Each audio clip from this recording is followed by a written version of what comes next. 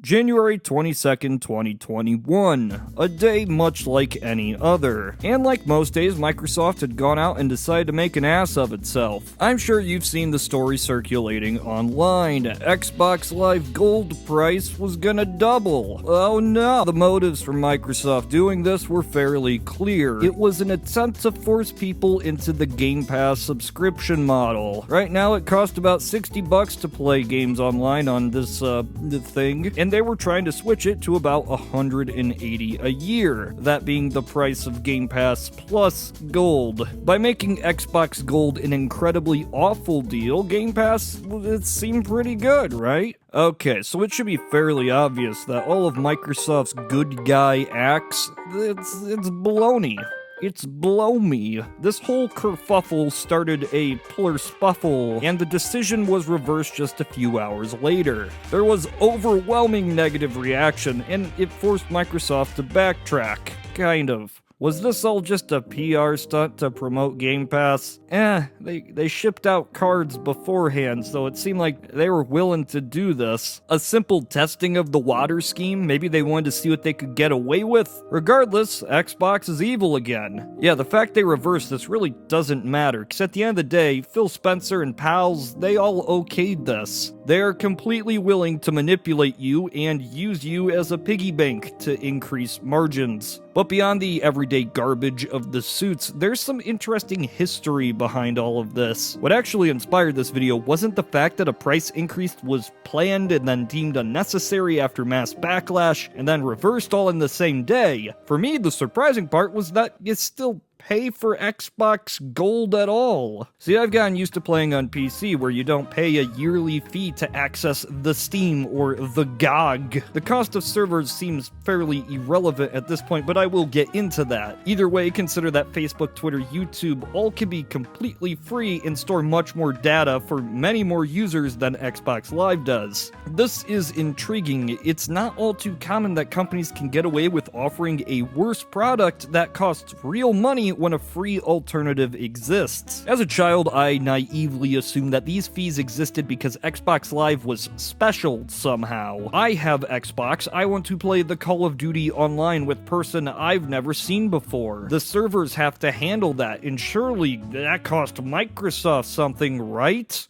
But yeah, this isn't the case. This isn't really how it works at all. It's not even that the Xbox servers cost less to run than I originally expected or something. The fact is, there really isn't special Xbox servers for these games. Not in any way that would matter, at least. Almost every developer uses either peer-to-peer networks, which doesn't have any dedicated server cost, or they use their own servers outside the reach of Microsoft or Sony. In short, yes, the $60 fee basically gets you all the basic features of Steam plus avatars. At one point, Microsoft did heavily promote the idea that games of the Xbox One generation would all use new dedicated servers, but this was nothing more than a marketing stunt. Sure, developers could access the servers, but there was no indication that they were free. Beyond Microsoft Game Studios made games, nobody actually seems to use these. And these platforms, both PlayStation Network and especially Xbox Live, still have tons of ads. They're unreliable, they go through maintenance, and they are objectively worse than all these free counterparts. So why do people still pay to play online?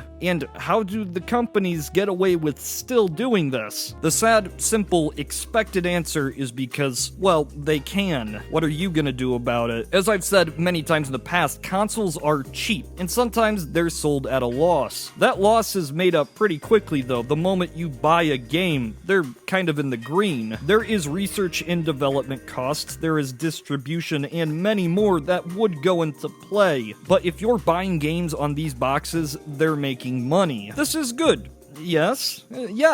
Having something be cheap and not overpriced is generally a good thing. Most people are unwilling to shell out thousands for a high-end PC. When the entry level is so cheap compared to the competition, these companies have quite a bit of leverage. And once you're in, you're in. You've paid the entry fee, but that's just the beginning. From here, you can charge for online as much as you want. $50 a year, $200 a year, people will be willing to pay. And they won't move to PC because it's easier for people to pay out a smaller fee in increments rather than dropping the cash down in one sitting. This is why the console market is so extremely shitty with the things they do. My question is, why wasn't there an uproar when this all started 15 years ago? Why did people just sit back and eat the shit sandwich when it was obviously just shit? See, back in the early days of online gaming, things were different. A few home consoles attempted to launch their own networks, but these often failed pretty spectacularly. Mainstream media and sorts were very interested in World of Warcraft and RuneScape and Ultima Online, probably. These were MMORPGs that had become the poster children of what online gaming could or should be. Now, they weren't the only online games on PC, not at all, but they were the ones that attracted the mainstream attention. And beyond being just RPGs, they all shared one common attribute. They were subscription services. Now, why was this? Well, see, if you have a player-to-player server, well, if one player quits,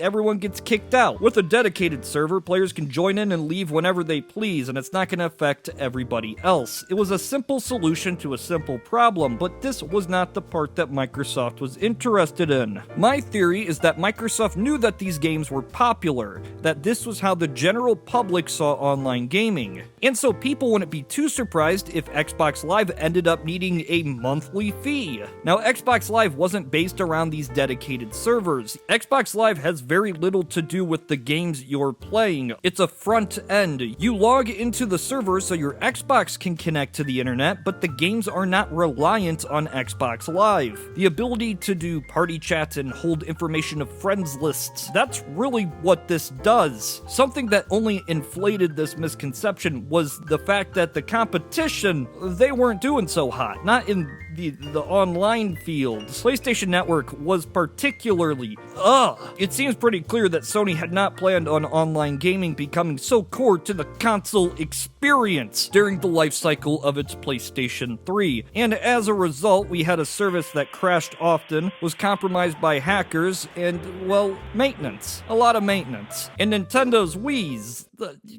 come on. But these were free, and that was seen as justification for Xbox Live having a premium price. These were free, they suck, this is money, it's good. The problem is, these services weren't bad because they were free. Most of the time, Xbox Live was using the same servers for these games. They were peer-to-peer, or the developer servers. PSN wasn't bad because it was free. It was bad because it was bad. Eventually, Microsoft found this as justification to jack up Xbox Live prices. As a bit of a distraction, they started offering free games every month. Free! But nonetheless, Sony used its own incompetence to justify charging for online when the PS4 launched. Then Nintendo tried its hand at the monetization scheme, and they kind of fucked it up. Now it should be painfully clear that all of these acts were simply bred from greed. Unlike normal consumerism, you aren't paying for something new, you're simply paying to access something that you already have. For me personally, the yearly fee was objectionable enough, but the biggest problem wasn't even the cost. It's the fact that these paid services actually make things worse. See, if Steam's servers go down for maintenance, I still have access to those games. I can still go on Hulu and Netflix and do whatever I want because Steam servers are only tied to my ability to see Steam stuff, the store, the friends lists, what have you. But if PlayStation Network or Xbox Live goes down, this box, it can't go online. You can't boot up a game that doesn't even run off of Microsoft servers. You can't go on Hulu or Netflix because that front end is gone. It's one more thing that can go wrong and often does go wrong, and it makes an already bad value worse. So now that you know this, I suppose you're wondering, what now? Microsoft's moves here specifically are concerning to me for multiple reasons, but mostly due to how hard they are pushing that Game Pass service. It's inevitable that at some point down the line, Xbox Live Gold will end, but you'll be forced to pay $180 to play those games online. Sure, it's not going over too well right now, but then again, who would have thought paying online for this service would have ever gone over well? But even if this did happen, if everything falls apart, I suppose then there's only one question remaining. What are you gonna do about it?